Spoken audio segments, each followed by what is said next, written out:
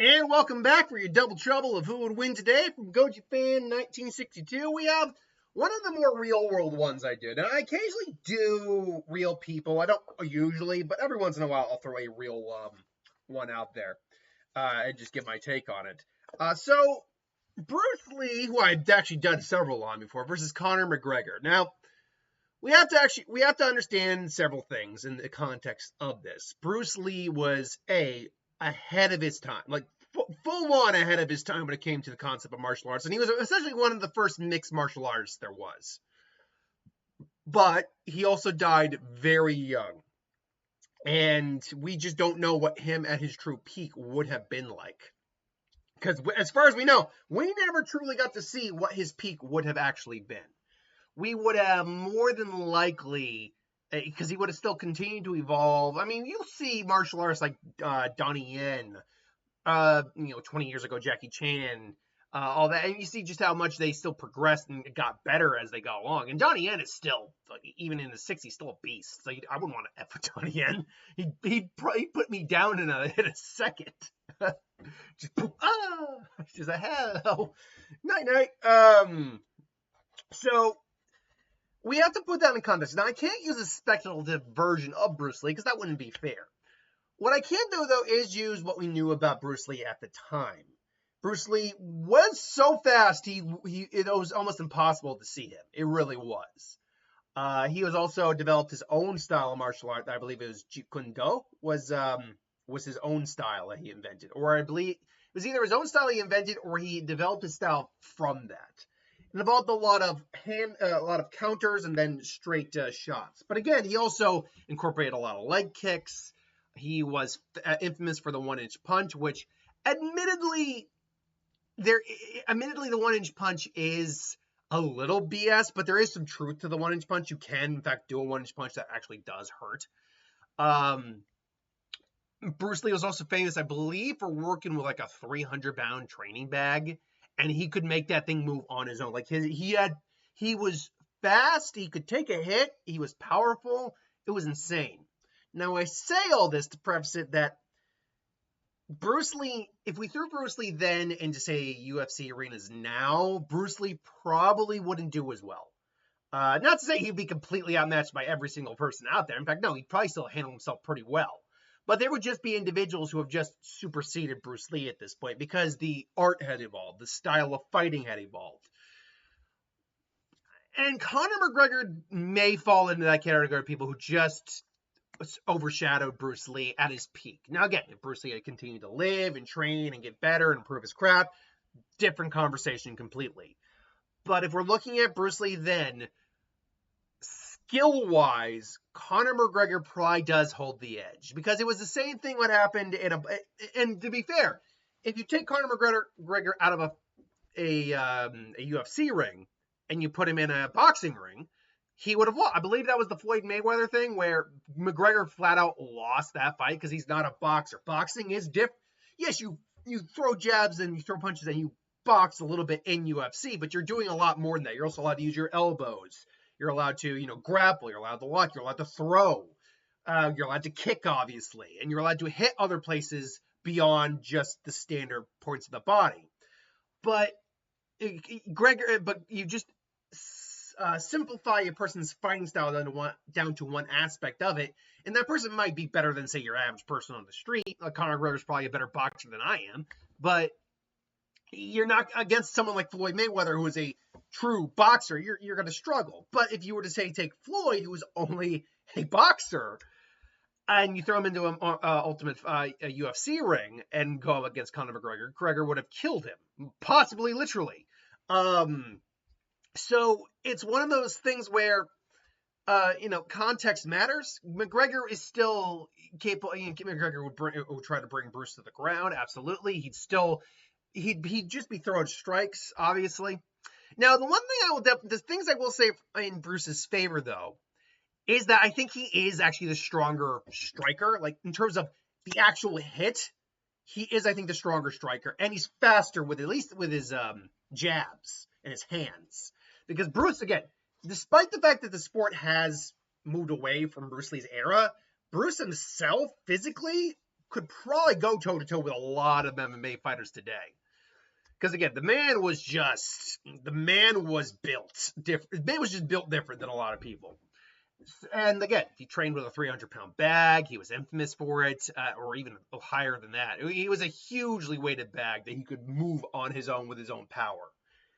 So he's certainly someone that if he gets strikes in on McGregor, McGregor is going to be in trouble. And if Bruce is actually allowed to, it's told to, oh yeah, no, this isn't just for show. You have to actually hit them to put him down. If Bruce Lee is not allowed to hold back, McGregor it might actually be in trouble, because if Bruce starts landing strikes on McGregor, Bruce is going to hit. I mean, don't get me wrong. I'm not saying McGregor's going to just go down goodnight, but I'm saying that he cannot afford to take too many shots, like true shots from Bruce Lee. But the problem, again, is that McGregor is also more used to fighting in the MMA scenario versus Bruce Lee, who was kind of the progenitor of it, but didn't get a lot of chances to fight in that kind of style. So it really breaks down to, I think Bruce has got the better physical stats, but Conor's got the better experience in fighting in that style. And I think Conor's going to be a bit more the aggressive individual too in this fight, because he's more used to kind of like just going toe to toe with someone like that. So who do I think wins in this type of fight? Honestly, it's tough. Bruce also while Bruce could take hits, he wasn't used to taking hits. That was the other thing. He could like in his movies, sure, he took hits, but in actual fights, he very rarely took hits because he dominated most actual fights.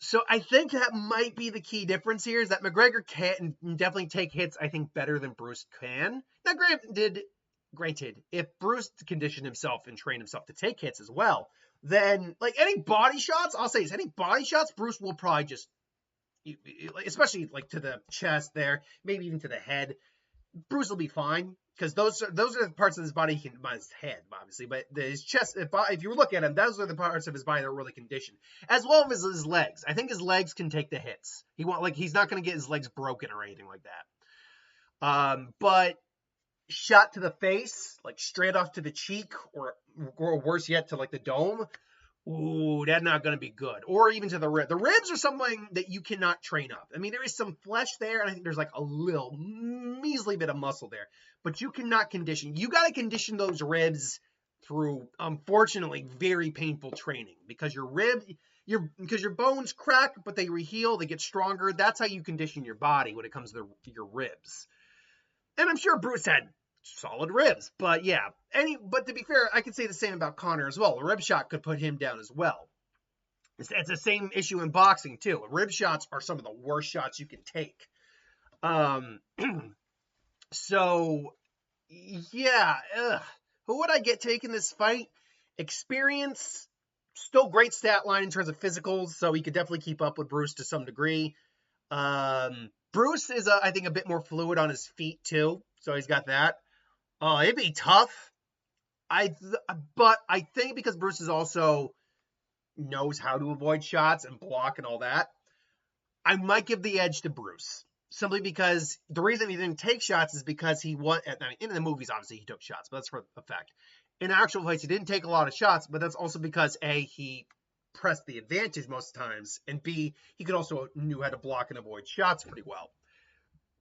So, but again, if Conor gets a good couple shots, say A to the rib and then to the face, gets one good kick to the ribs, kind of floors Bruce a little bit, and then goes in for the kill. If he gets Bruce to the ground, that's the problem right there. If Conor gets Bruce to the ground, it's done for Bruce. Because Bruce, for all the things he can have going for him in this fight, pressing, he's not a ground and pound kind of guy. That's something he never evolved to do. Could he evolve to do it? Absolutely, he could have. But that's not something he ever had an idea of how to fight against. So if Conor takes him to the ground, I think Bruce is done. So I guess then that's going to be the deciding factor in this fight. Do we think Conor could bring him to the ground? He'd have to grab him, he'd have to lift him, and he'd have to put him on the ground. And The problem with that scenario there is he's either got to have to charge him, to which Bruce is not going to let him grab him, so that's no good. And then he like charge, boom, just counter strikes, or he's got to already be close enough to grapple him and try to bring him to the ground. And being in close with Bruce and trying to grapple him just leaves you open for Bruce to tag you. So I think that's the immediate problem in this fight. The guaranteed win that Conor can get, I don't think can happen. So I think Bruce is going to win simply because he'll be able to get enough solid hits in on Conor to really make him suffer, and then kind of put him down if he has to. This doesn't mean Conor can't win through strikes alone. I think the edge is going to be in Bruce's favor, but it would be a hard fight for Bruce. Again, you're taking a guy out of his element, putting him into the thing that he more or less started, and then has evolved way past where he started it. And you're basically saying, okay, fight. It'd be tough. It'd be really tough. It would not be impossible, though, I think. There are other fighters out there that certainly would just straight out beat Bruce. Straight out. And I probably could get him to the ground. They could just use their size at their advantage, just put him on the ground, just ground and pound him. But ultimately, I would lean towards Bruce Lee. But it's not a lock fight. It would be a hard fight, and there's still avenues Conor could win just without bringing him to the ground. So I'd go Bruce. That's my thoughts. Let me know what you think. Put it in the comments below, and I'll see you next time.